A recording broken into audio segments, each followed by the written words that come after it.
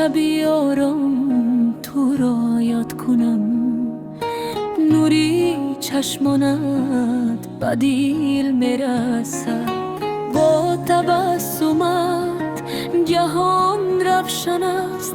قلبی من تنها تو را میخواهد، شمالی نمی تو را میارد، گویا عشقت در دلم میسراید. هر کجا روم تو را میبینم، در خیالم همیشه با منی.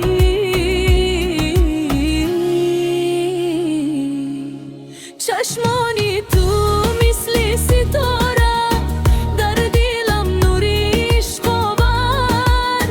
دستی مرا بگیر از نم، تا دلم ما را بیابد. با تو زندگی مثل سرود، هر لحظه‌اش پر از آرزو. ای محبتی آرامی من، قلبی من تنها زنی تو.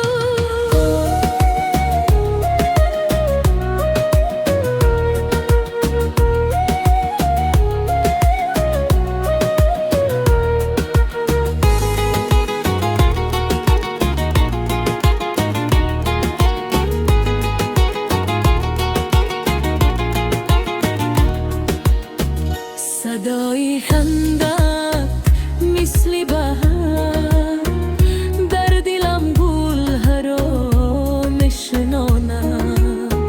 یک نگاهت بس است برای من، تا جهان پر از نور گردد. با تو راه آسان میشوند، آرزوها زنده میشوند.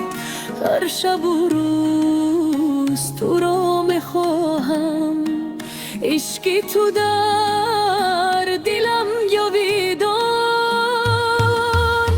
چشمانی تو مثل ستاره،